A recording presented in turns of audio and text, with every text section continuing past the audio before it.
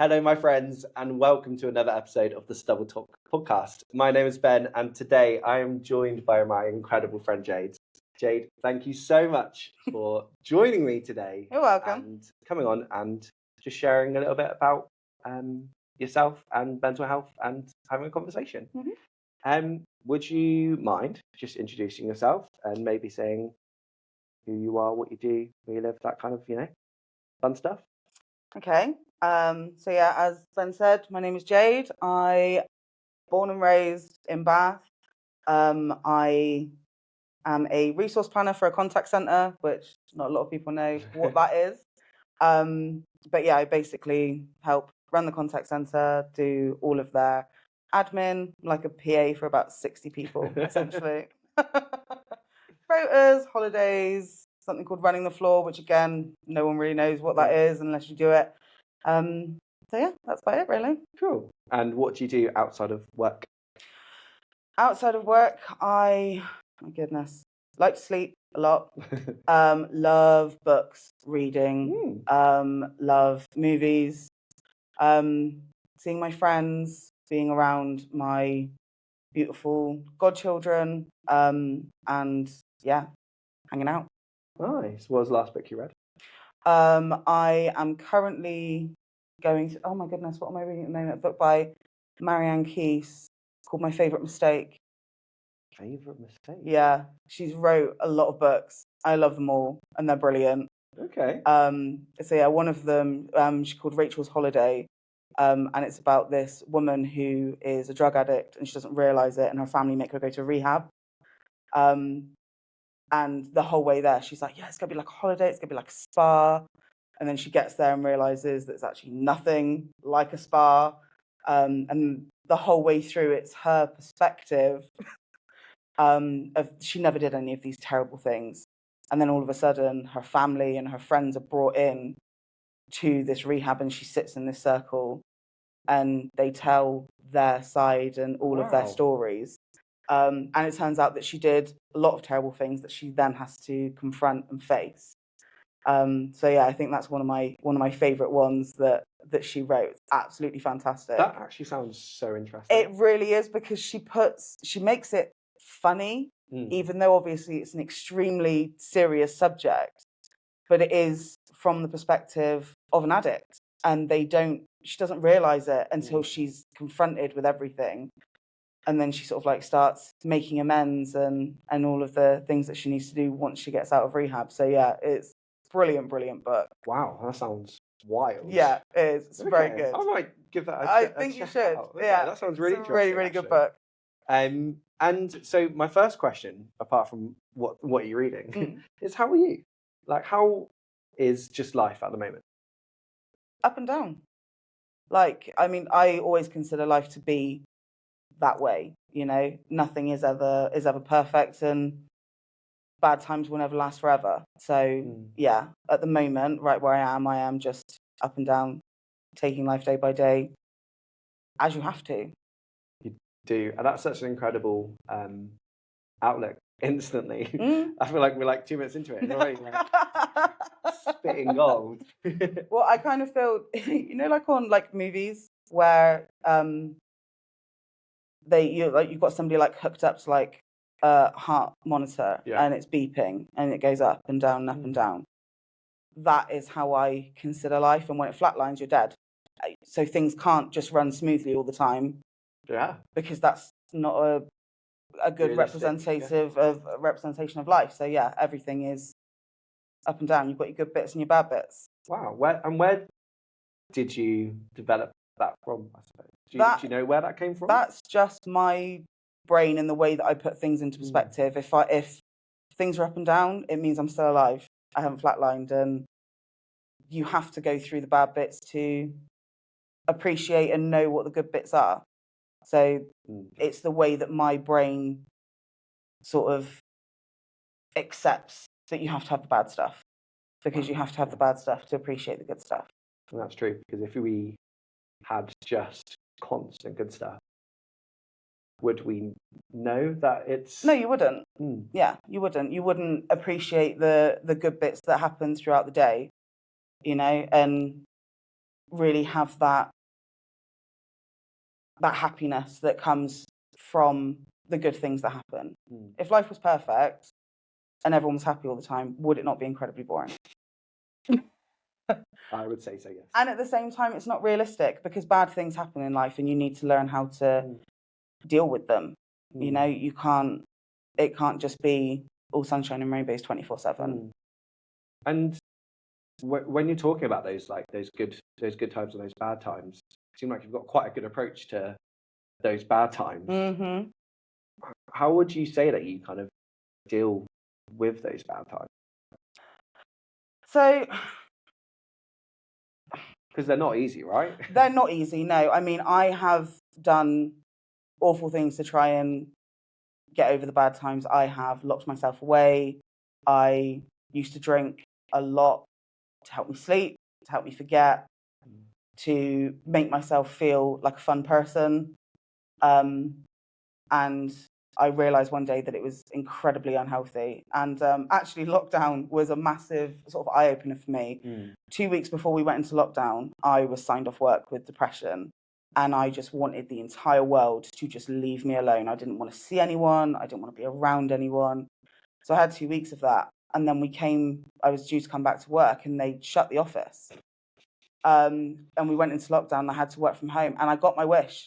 I couldn't see anyone, I couldn't be around anyone, and it was hell. I absolutely hated it. So ever since then, really, I was kind of like, it's okay to have those moments where you want to shut yourself off from the world, and you take a weekend where you're just in and you don't see anyone.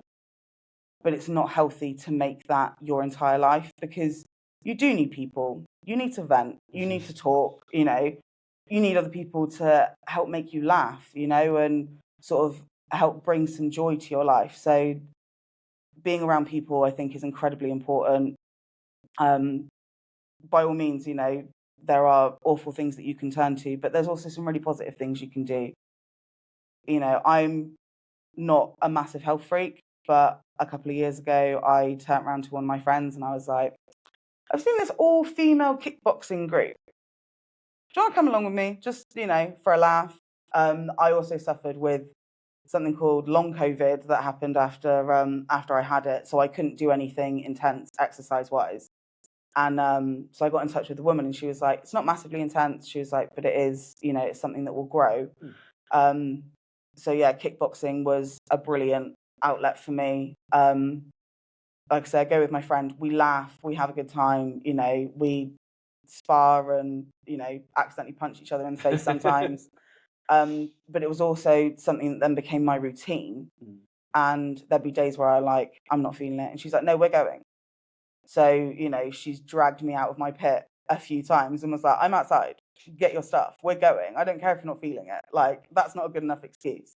So that was a really, really good outlet for me. Books are another really good one. When it's sunny, just getting outside, not even taking massive walks. I know that really, really benefits a lot of people. For me, I'm kind of like, it's too much exercise, don't want it. But just walking somewhere that's beautiful, that's got a good view, sitting in the sun, headphones in, music blaring. Music is another brilliant outlet.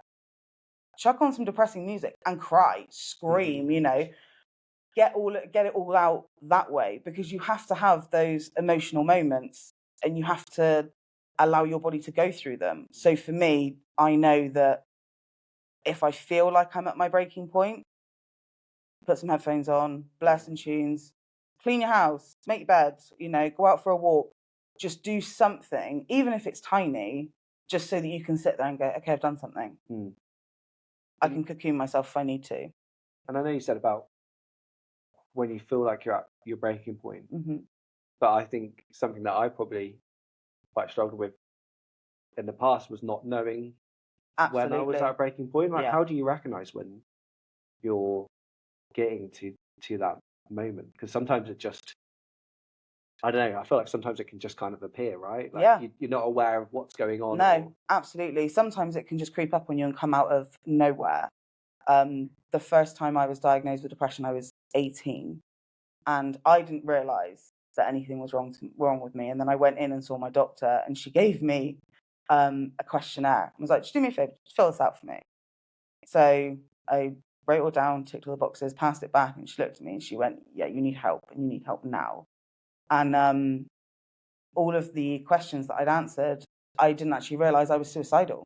Wow. And it wasn't until she confronted me with that, and I was like, oh my God, yeah, no, that is That's what I how am. feel, yeah. And I went up to see my mum after I'd been with the doctor, and she gave me some numbers for some therapists, and she gave me some antidepressants. And I went up and saw my mum, and I was like, you know, they've said I've got depression. And my mum went, oh, finally, thank God. And I was like, what? And she was like, you have not been right for a while. She Wow. said, but she said you were not listening to reason. And she tried to sit me down and have those conversations with me, and I just was not paying attention. I was like, no, you're wrong. There's nothing wrong with me. And I am an extremely stubborn person. Yes, just a little bit. So yeah, and she was like, my mum saw it in me before I saw it in myself. So yeah, there are sort of like little warning signs that come back to me now. One of my massive things is I don't sleep when I'm struggling with my mental health. That could be anything going on. Last year I lost my aunt extremely suddenly. Didn't know there was anything wrong with her. And about 6 weeks afterwards, I hadn't slept at all. And I broke in the middle of the office. And my boss was just like, go home, get some sleep, or just get some rest, do something, because your body it's shutting itself down essentially, because you're not firing on any cylinders, let alone, you know, a couple. So yeah, got myself signed off. And it wasn't that I couldn't get to sleep, it was that it was broken. Or sometimes it's worse. It is worse, yeah. Or sometimes I'd get to sleep at 3-4 o'clock in the morning, my alarm would go off at 5-6 o'clock, I'd have to be back up. So yeah, I found taking some time, getting some rest. And also I keep a notebook by my bed now. And when I can't sleep, I write down all of the stupid stuff that goes through my brain to get it out. So there's a notebook and a pen next to my bed constantly. And I find that once the thoughts have left my brain, whether or not that's just writing down what they are, sometimes I've written them into poetry without realizing, which is very weird because I'm not poetic in any way, shape, or form. But yeah, I've written down countless things, and then I find that I can actually rest a little bit better, just because they're not there anymore. They're out. So yeah, so that was another really good way. But I have warning signs now that I didn't have before, and then I think, right, okay, you know, the not sleeping or constant crying, something isn't right. You need to take some time, be around people that love you, be around people that boost you, and that I find that really really benefits. I think something which really stuck out as you were sharing then was, you said about your mum tried to intervene and help, and then you were here and you had other people around who kind of pointed things out and said, go home and get some help. Yeah. How important do you think it is to have people around who can help to call stuff out and say, hey, you need some help? Or to... It's so important. And I think the thing is as well is when people are saying these things to you, they're not saying it because, you know, it's, you know, oh, something's wrong, you're broken. It's, we love you, we support you, we want you to be better. You know, my boss isn't telling me that I need to go home and take some rest because she needs me to do my job better. She's doing that from a place of love and from a place of respect, and that she cares. And it's, you know, the same thing with my mum and with my friends. People aren't calling you out on stuff to make you feel ashamed. They're calling you out because they don't want anything bad to happen to you. They don't want you to do something you can't take back. And for so many people, that's their situation. And they can do something in a split second that is irreversible. So it's so important to, even when you are feeling a little bit defensive about it, you don't need to sit there and say to them then and there, yeah, you're absolutely right. You know, there's something wrong. but you can go home and reflect on it and think, right, okay, they're coming from a place of love.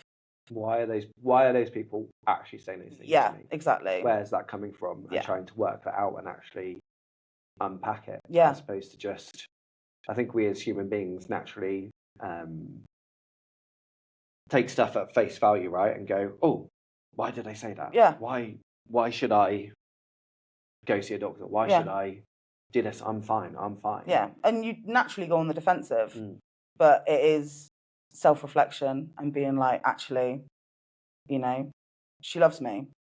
She's not saying this to hurt me. It's coming from a good place. Yeah. So it's a lot of self-reflection, and it's knowing yourself as well. You know, being able to see, not just when people are pointing it out to you, but being able to see it in yourself and go, right, I've been here before. I know where this path leads. I know how it makes me feel. Now I need to do something about it. And that was something which really came up in my podcast with Vic as well, of really knowing yourself. When would you say that you really actually started to know yourself? That's a really hard one, because I feel like I always have, but at the same time, there were things that were going on that I didn't realise. I've always been quite in tune with myself, but at the same time, like I said, I'm also quite stubborn, and I am very sort of like, no, I just need to keep going. So I think that's always been my problem. And sort of like, I would say in my early 20s is really when I found my voice and my understanding of who I was. But yeah, I mean, but then saying that, my mum, you know, would joke sometimes that I was born 35, you know, because I had to understand things from a young age. You know, we grew up, well, I say we, I grew up in quite a poor environment. Don't get me wrong, my mum worked all the hours that God saved, but I had to understand why we couldn't have, you know, all the things that everybody else had. I had to understand sometimes why we didn't have electric, and it was, there's a candle on a book, go read, because we can't have any lights on because we don't have any, you know. So that was the environment that I grew up in. So I had to grow up pretty quickly. So yeah, in certain respects, I've always known myself, and then in other respects, I would say sort of like in my 20s is when I really sort of came into my own. And do you feel like that kind of had quite a big impact on like who Jade is now, and that kind of growing up and not necessarily maybe having a lot and having to kind of go through those probably harder times and seeing friends and people at school have a lot to now? No, it was, I mean, it was hard for a lot of different reasons. I mean, yeah, we didn't have much, but my mum gave me everything of her, and I don't think a lot of people can say that. You know, I mean, I didn't have a dad around. I've never had my dad around. And that stemmed a lot of my problems, and still does. I've got a lot of abandonment issues, you know, daddy issues, typical. And, you know, when I was in school, I was surrounded by kids that had everything, and they also had their dad. And when I was in school, it wasn't very often that you would see a single parent. You know, even to the teachers, one of the teachers turned around to my mum and was like, we don't see much of Jade's dad. And she went, well, you wouldn't, he's not in the picture. And they were like, I find that really hard to believe. And she's like, why? And she's like, because she's so happy. And mum was like, what kind of statement is that? Jeez. So, you know, she's 5 years old. Of course she's happy. Like, wow. So yeah, there was a lot of issues growing up in terms of, you know, the struggles that we were having financially, and of course my mum trying to do everything on her own. And but then that being said, you know, she was extremely creative, and she tried to shield me from as much as she could. You know, I remember us building forts in the living room. Mum was like, we can sleep in here tonight. I didn't realise it was because we had no heating and we needed body heat. But she was so clever about it. I had no idea, you know? Which when you're a kid is everything. But at the same time, it's fun memories that I have with her that actually should be tied to something that's extremely sad, but was in that moment really, really happy. So yeah, I have a lot to be grateful to my mum for, like those kind of relationships priceless. Wow. So yeah, she's everything, and she is the reason why I am still standing. You know, no matter anything else that we went through and all the other contributing factors, it's all I owe everything I am to her. Wow. And because we didn't have anything is probably why I am extremely generous now. You know, if because of the position that I'm in now, we grew up with no money. I had a job, you know, a few years ago that really didn't contribute anything, but any money I had, if anybody needed it, I'd be like, yeah, of course, what you need, because I know what it's like to go without. And it's the same emotionally, because my mum was so emotionally supportive towards me. I am exactly the same way towards anybody else. If I see you in tears, I'm not just going to walk past you. Oh, yeah, I know. Yeah. You know, if I see you upset, I'm going to ask what's wrong. But then that being said, I also know to respect boundaries. If you want to talk about it, I'll talk to you about it all day long. If you don't, that is your prerogative, and that is absolutely fine. It's just a case of knowing that somebody is there. So if you want to talk, we'll talk. If you don't, absolutely fine. We can either talk about it on another day, or I hope you've got somebody else to talk to about it. That's the most important thing. It is massively so. It's so incredible just to hear you talk about how incredible your mum is. And oh yeah, would you say that she's kind of like your role model in absolutely life? If I could be half the woman she is, I would be extremely happy. She's absolutely everything, and she did everything for me and, you know, other kids. When we were growing up, she took in so many of my friends. Wow. So many of my friends came to live with us.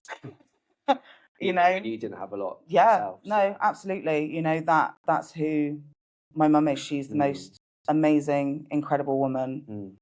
And I am yet to meet somebody that's got a bad word to say about her. Although, to be fair, if they did, they probably wouldn't say it to my face. Does your mum know that? Yes. Yeah. I tell her all the time. Wow. Yeah. No, she knows how important she is to me. And I think that is just as important to hear, you know, for anyone's mental health. You need to, you know, it's nice to know that you're wanted and you're loved and that you make a difference, because I think so many people in this world, they want to make a difference to somebody, but at the same time, they don't recognize the small differences that they make to somebody. Yeah. So no, she is, she's my world, she's everything, and everybody knows that. I talk about my mother more than I talk about anyone else. My little mothership. And you've obviously spoken a lot already about kind of your mental health journey and, you know, going on antidepressants, suicidal thoughts and feelings when you were 18. Yeah. How is your mental health now in comparison? Today, it's night and day. I am so far away from that place. That being said, a few years ago, I did slip again. When I turned 30, I was so excited to turn 30. Age to me isn't an issue. I don't see it as, you know, oh my God, I'm getting old and it's awful, because I've lost so many people that were young. So you need to be grateful for the fact that you get older, because not a lot of people get to do that. So it's another thing to me that's really important, that you embrace the fact that you're getting older. So yeah, I was so excited. I was like, yep, here comes another decade. Let's go. Let's see what 30 brings. And I think about 6 months after I turned 30, I hit a massive depressing episode. I have no idea where it came from. I don't know why. There was no trigger to it or anything like that. It literally came out of the blue. And I was back to being suicidal. I was walking down to work, and there is a double-decker bus that drives down a hill, and I thought, and every day I'd be like, just wait, and thought, I'll just step. It's done. But I didn't. So easy, right? It would have been so easy, but I didn't, because it's a kid's school bus, and I couldn't traumatize them like that. And the other issue I'd be like in my flat, just like cutting up like veg and stuff, and I'd have to put the knife down and get out of my flat. Because I was so scared that I was going to do something that I couldn't take back. But again, I couldn't leave my mother. I couldn't do it.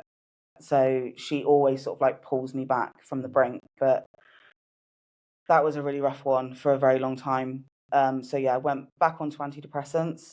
started talking more, started getting myself out more, stopped locking myself away. And yeah, so that was and then COVID hit and I got everything I wanted and I hated it. And I was like, no, get me back out. I need to see people. I'm going insane. And so that was my real eye opener of as much as you want to be alone, when you are truly alone, it's awful. It's an awful, awful place. So yeah, COVID really sort of like helped bring me out of it. And I genuinely started losing the plot a little bit. My boss rang me one day and she was like, I'm a little bit concerned. And I was like, okay. And she's like, your team leader said that you had an argument with your kitchen sink this morning. And I was like, yeah. And she was like, right. I was like, and the shower. And she was like, okay. Why? And I was like, because there were dishes in the sink. She was like, you live alone? I was like, I know. But I was having arguments with inanimate objects. I was going insane being on my own. And she was like, what can I do? I was like, get the office back open and get me around people. So yeah, so when they opened the office back up, they were like, Jade's first on the list. You're like running down. Literally, yeah, no, I was so excited to get back in and see people. And then that really helped sort of boost me back up. But yeah, so now it's just a case of keeping check of myself, and I haven't been on antidepressants now for, God, a good couple of years. But I also have an incredible doctor who has been looking after me since I was 14 years old. Wow. She's the only one I will see because she knows that I know myself. So when I go in and I go, I'm bad, she's like, right, what can we do? And when I want to come off my medication, she's like, if you feel like you're ready, then that's what we'll do. So yeah, I'm very, very fortunate to be able to have her because she trusts me, which is massive. She's not one of these doctors. No. She's like, okay, if that's what you want, then that's what we'll do, and we'll trial it. So yeah, very, very fortunate in that aspect as well. So yeah, it's been a few years since I've been on antidepressants, and I just keep myself in check now, and I'm like, right. And if I don't, I've got people around me that will poke me and be like, you're right. I'm like, no. They're like, okay, let's talk. No. But I'm also very honest, because if you ask me how I am, I will tell you. Oh, I know. Like, I've got no issue with that. If I'm not doing right, I'm not going to sit there and go, yeah, I'm fine. No, I'm not. I'm not fine. And this is the whole reason why I wanted to have you on here. I remember when I think I was in the office and first started chatting about like having Vic on the podcast. And so many people were like, you need to get Jade on the podcast. you need to get Jade on it. And I was like, oh, yeah, of course. It's so obvious. Because you are so just straight talking and so open and honest about everything. Yes. And I find that really refreshing because not a lot of people are. But I think something else that I really see in you, which I just so love and admire, is that you are that friend that sometimes I don't think everyone always wants. No. But you're always the friend that everyone always needs. Like you're like, I saw you do it the other day with someone. So you're like, you're not okay. I'm gonna go get our boss, and you're going home. Yes. But that was because that person needed, and you knew that was what they needed. Why do you do that? Like, where does that come from? So I've always been very honest and blunt. I have a couple of people in my family who are very much the same way. My mother, not so much. She's more sort of like a peacemaker, if you will. I have no issue in saying whatever I want, when I want. If it upsets you, I'm sorry. But I don't like people that lie. I don't think it's necessary in any way, shape, or form. You don't need to say something to somebody to hurt them. There are ways of putting things. They might not want to hear it, but there are ways of saying things to somebody that you can be honest, but you can also be respectful. You don't need to be rude to people, but at the same time, you shouldn't have to lie to them. There was majority of my childhood and my teenage years, I was actually extremely quiet, but that's bullying for you. When people are picking on you, you sort of go into your shell. And then when I hit college, the gloves were off. Like, I was done. And I don't know what made that sort of like snap, but I was like, no, I'm done. I'm not doing this anymore. Like, if you don't want my opinion, that's absolutely fine. I won't give it. But if you ask for it, then you're going to get it. And it's as simple as that. I don't ever intentionally mean to be rude. Don't get me wrong, I have made a lot of mistakes in my life, and I have done things and gone about things the wrong way. But I've learnt from them. And anybody that has been hurt along the way, I have apologised for it.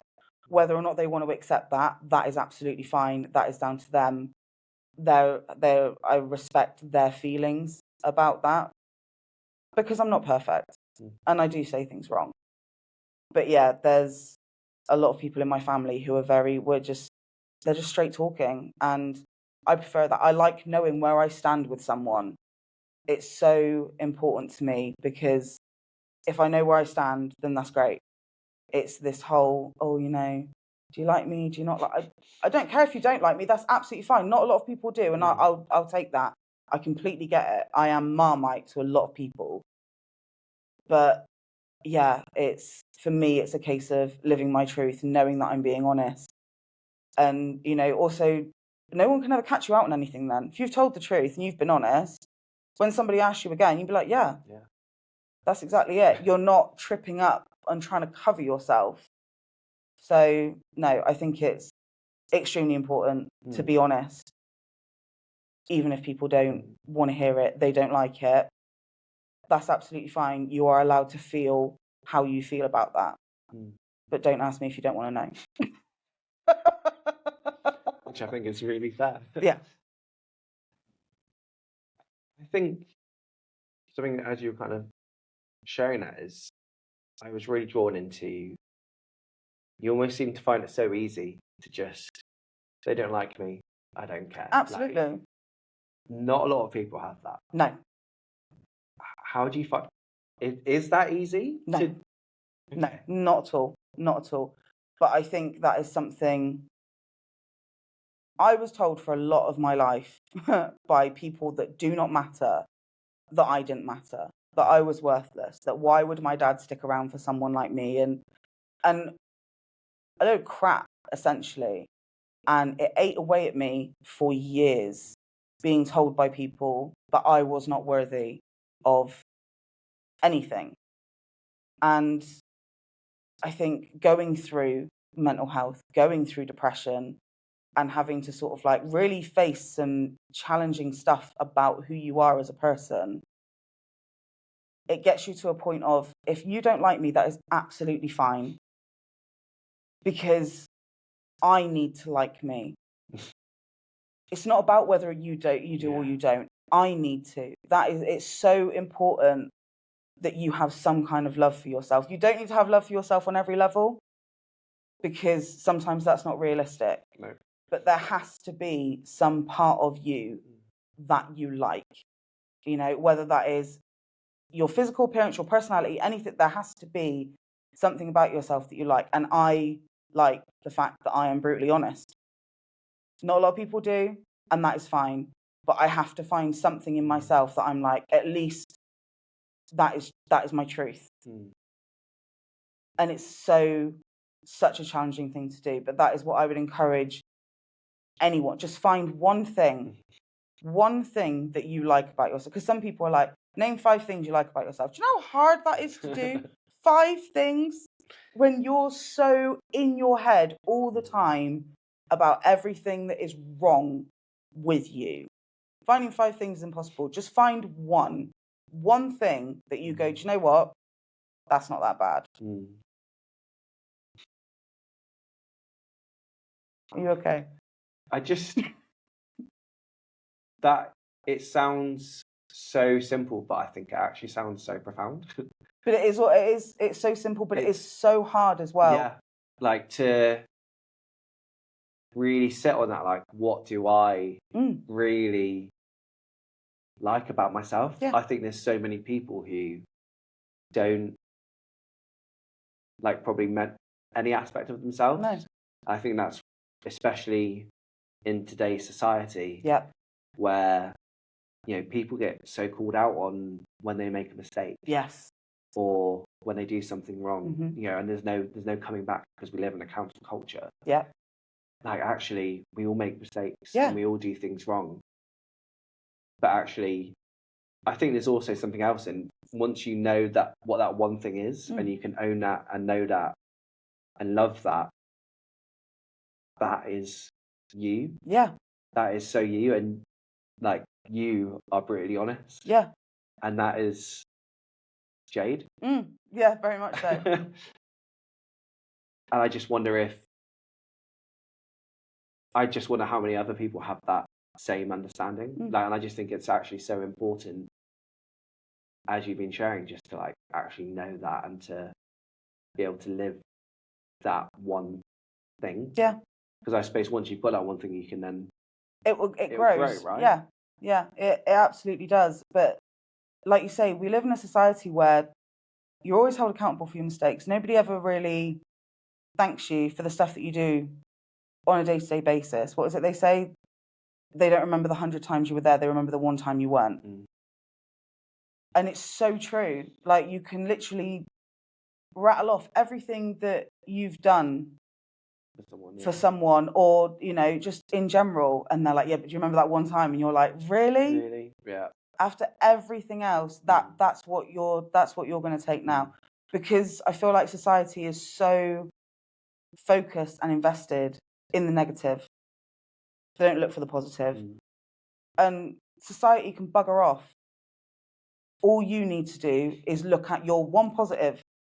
It will grow, but just focus on that one thing that you think, that's all right about me, that's good.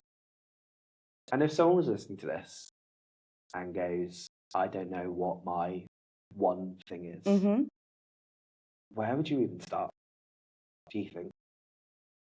So it depends. I mean, so for me personally, I hate the way that I look physically.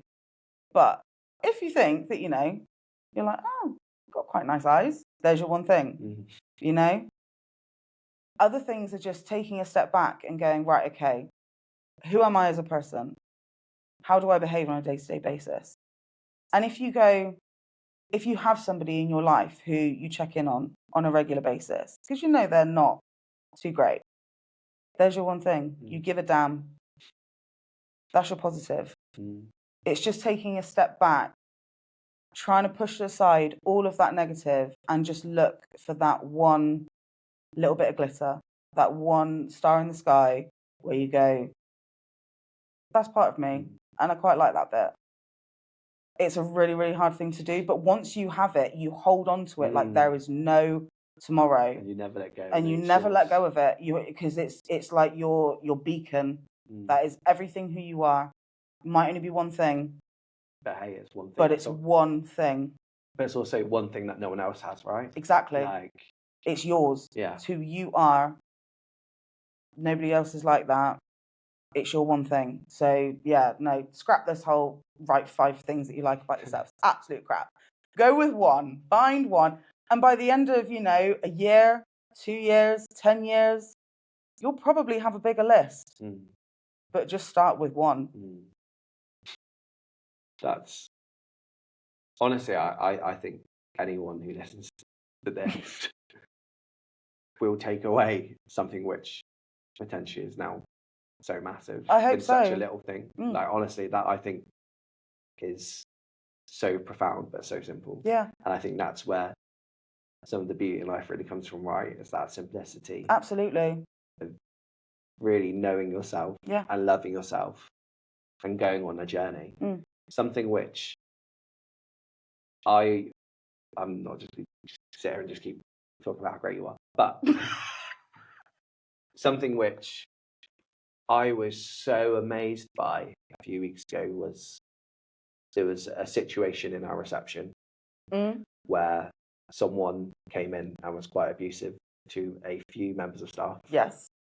And said not very nice things about everyone who was there. Yes. And you came back and you were like, you called me fat. Yeah. I don't care. Like, and you just completely shrugged it off. Yes. and I looked. I was like, "Are you okay?" And you're like, "Nothing I haven't heard before. No, it's Like, not. Don't care."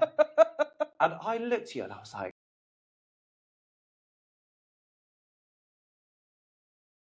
"How? What? Because you showed this resilience. Yes. That is so hard.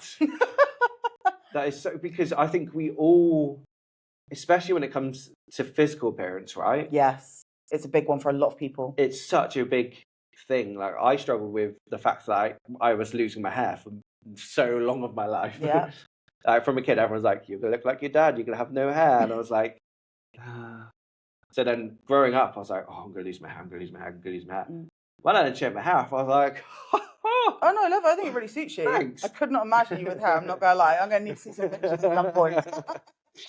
So once I shaved off my hair and I like owned it, Yeah. it was so freeing. It became a part of my identity, which I then loved. Yep. I can't change it. Nope. I mean, I probably could if I were to go spend lots of money. I was going to say, it's a bit expensive. Have a toupee or whatever. No, embrace it. But I so love it now. Like, that is who I am. Yep. When I joined, I was like, "Just call me Bo Ben." Yeah, no, I was told I wanted. And everyone's like, "No." Because I don't care. Yeah. But that resilience is hard. It is. It's so hard. How have you built up that resilience that now you can come in and be aggressive and try to pick things out and use it against you? That you can just... Do you know, I have been called names my entire life. You know, everyone has always picked on what kind of feels like every aspect about me. So that is not something I have not heard. People shout that at me in the street when I'm walking down the road. You know, it's nothing I have not heard before. And don't get me wrong, there have been occasions where, it gets to me. But at the same time, it's like, all right, that's fine. I am. What difference does it make? I don't understand how it affects you directly. Is it that offensive? You know? People don't know that I have an underlying health condition that makes me be this way. This isn't something that's through choice. I have underlying health conditions that make me this way. It's not an excuse, but it is what it is. But yeah, I'm sorry, your perception of what I look like is your perception. It's none of my business. Crack on. Now, do you think there's something in there of that's your perception? Hey, it's not mine. Like, it's not... You can think whatever you think. But at the end of the day, I know what I know about myself. Yeah. And I love my one thing about myself. Yeah. And I am Jade, I am Ben, I am whoever. So therefore, you can't affect me. Well, the thing is, he's not telling me anything I don't know. I am fat. It's nothing I don't know. I own mirrors. Do you know what I mean? It's nothing I don't know. So, you know, I'm kind of like, when people sort of like shout these things at me, I'm like, can you not get a little bit more creative? Like, do you know what I mean? Yeah. It's just, yeah, it's water off a duck's back. It's not, you can't say anything to me that has not been said to me before. And I've had things like that said to me by people that I care about, that in the heat of a moment are trying to hurt me. That hurts more than some random stranger shouting abuse at me. That it's, no, I don't know you. I'm really not fussed by what you think. You're lashing out, you're angry, absolutely fine. Do what you need to do. Say what you need to say. I don't care. I don't care.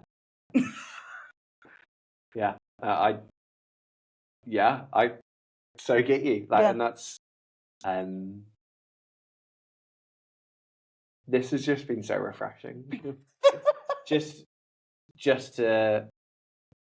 I think there's a lot of things that how I kind of deal with my own stuff that I deal with very similar to how you deal with I was bullied from a really young age. Yeah. And had to grow a thick skin.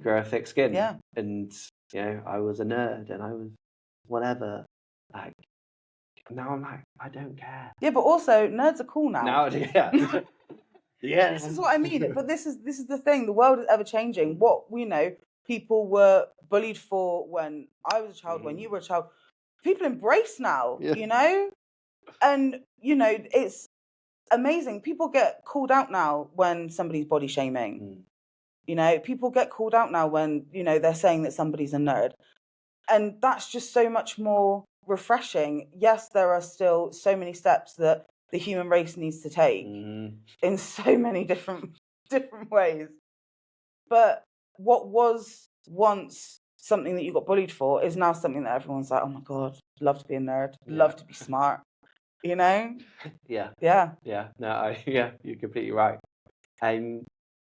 I love to close up by, I'm always going to ask the same two questions at the end of every podcast I do. Okay. And so my first question is, what's the dream? What's the dream? What's your personal dream? Peace of mind. Peace of mind. And happiness. And Disneyland. And Disneyland. Peace of mind and happiness in Disneyland? Yeah, that'd be great. Yeah. What does peace of mind look like to you, and what does happiness? Peace of mind. What does that dream world look like? Decent sleep. Not stupid amounts of sleep where, you're knocked out for 16 hours or whatever, but peace of mind, just acceptance. Not full acceptance of who I am, because I don't think that is reachable, but more acceptance of myself than what I have now. Happiness.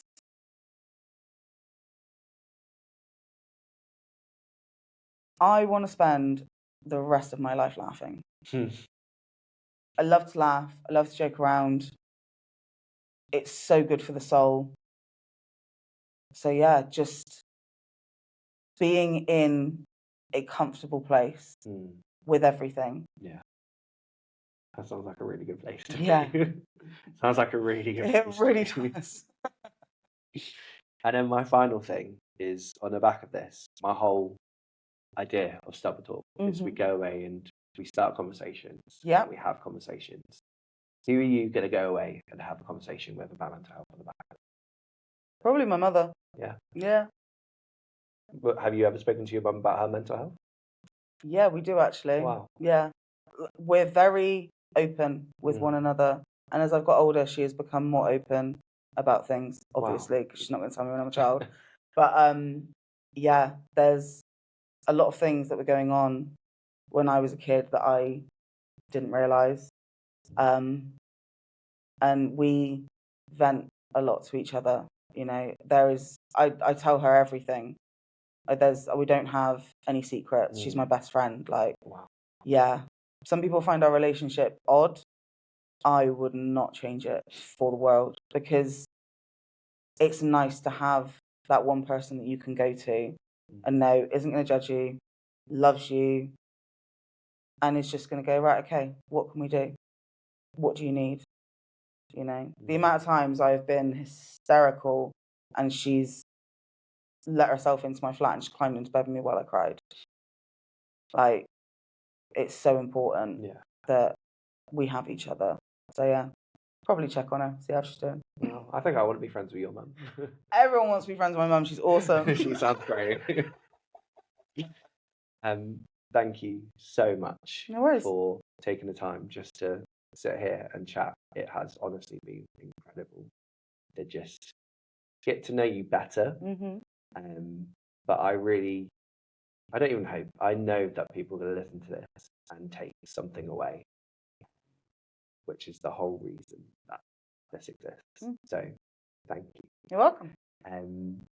If you are still with us, thank you so much for listening. Please make sure you like, share, subscribe, all that fun stuff, and drop a comment just saying how incredible Jade is. No, don't do that. Also how incredible her mum is. Until next time, thank you so much, and we will see you soon.